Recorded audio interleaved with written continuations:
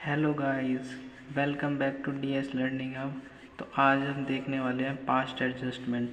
इस पर एक क्वेश्चन भी करेंगे। पहले इसका कंसेप्ट समझ लेते हैं गाइस, होता क्या है। जैसे कि एक एग्जांपल लिया है मैंने कि एबीसी फर्म है। एबीसी फर्म का जो मैनेजर है वो प्रॉफिट डिस्ट्रीब्यूट कर रहा था इन्हें, बट इसने पार्टनरशिप डीड नहीं देखी।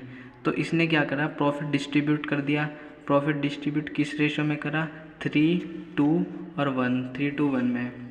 बट उसने इंटरेस्ट ऑन कैपिटल नहीं दी, सैलरी कमीशन नहीं दिया। बट बाद में पता लगा फर्म को कि इनको तो इंटरेस्ट ऑन कैपिटल और सैलरी कमीशन मिला ही नहीं है।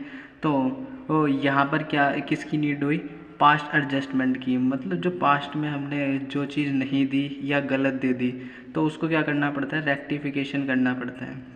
जैसे कि हमने 11th क्लास में पढ़ा होगा, रेक्टिफिकेशन ऑफ एरर। उसी तरीके से यहाँ पर एक एंट्रीज़ में हमें क्या करना पड़ता है, अपना एडजस्टमेंट एंट्री बनानी पड़ती है।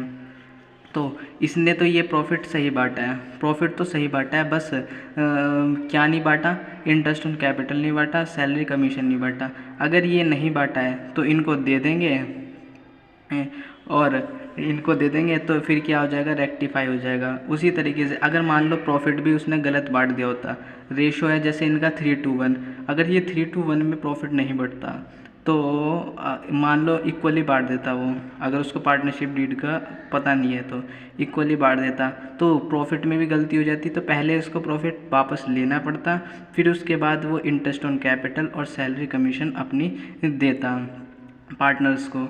तो इसी कारण से पास्ट एडजस्टमेंट का क्या हुआ, हमें नीड पड़ी।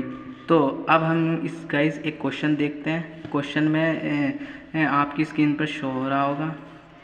तो सबसे पहले गाइस मैं इस क्वेश्चन को आपको थोड़ा पढ़ के दिखा देता हूँ कि इसमें क्या क्या है।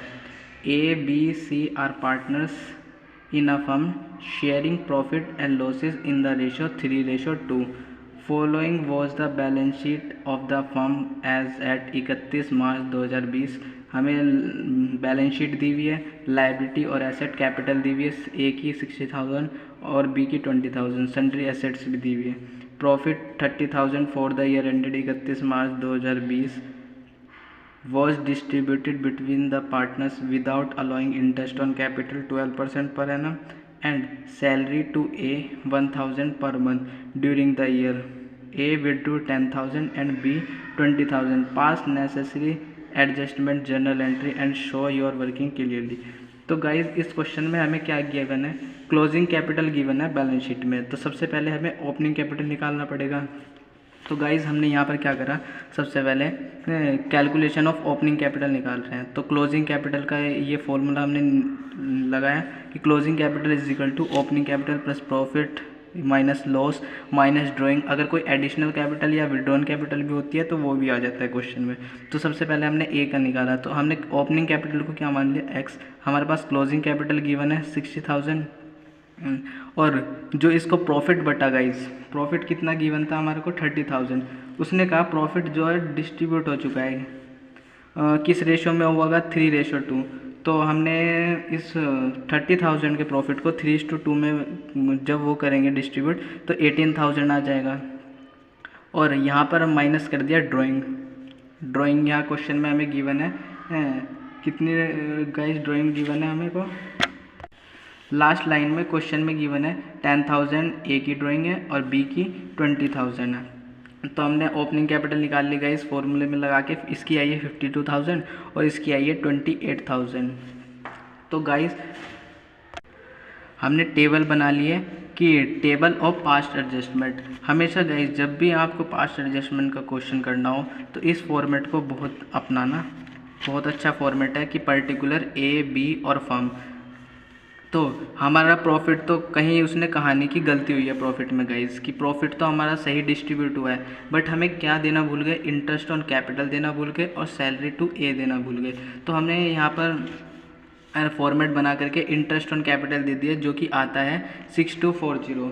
ये निकाला किस पर है गाइस, हमारे को जो ओपनिंग कैपिटल निकाली है ना, ओपनिंग कैपिटल का उस पर 12% लगाया है और इसका इस बी का भी 12% लगाया है ओपनिंग कैपिटल पे। तो ये आती है 9,600 इन दोनों को प्लस करके। क्योंकि ये हमें पार्टनर को देना है, तो पार्टनर्स की कैपिटल बढ़ेगी, तो इसलिए हमने क्रेडिट साइड लिख दिया। और फर्म से ये जा रहा है तो फर्म डेबिट हो जाएगी। और सैलरी टू ए को ये देनी है कितनी, 1000 पर मंथ थी, तो हमने ईयर की निकाल दी पूरी, तो 12000। तो गाइज हमने यहाँ का टोटल करा और सेम साइड यहाँ पर भी लिख दिया, ठीक है, 21,600, 21,600। अब गाइज इनका भी टोटल कर लिया हमने। ये जो इंडिविजुअल कॉलम है ना डेबिट क्रेडिट के, ये भी इनका प्लस करा। फिर हमारा डेबिट का टोटल आ रहा है 18,240। तो जिस साइड हमारा ज़्यादा है उस साइड हमारा क्या बचता है गाइस, बैलेंस बचेगा। जिस साइड ज़्यादा है उस साइड बैलेंस बचेगा। क्रेडिट में बैलेंस बच रहा है हमारा 5280। इसी तरीके से हमने इधर का भी निकाल दिया। तो इधर बी की कैपिटल अकाउंट में कौन सा बैलेंस बच रहा है, 5280। तो उसी तरीके से हमने एडजस्टमेंट एंट्री बना दी है कि B's capital account debit to A's capital 5280 5280। Guys video अच्छी लगी है तो लाइक, सब्सक्राइब एंड कमेंट करके ज़रूर बताना वीडियो कैसी लगी। और नेक्स्ट लेक्चर में हम करेंगे गारंटी ऑफ प्रॉफिट।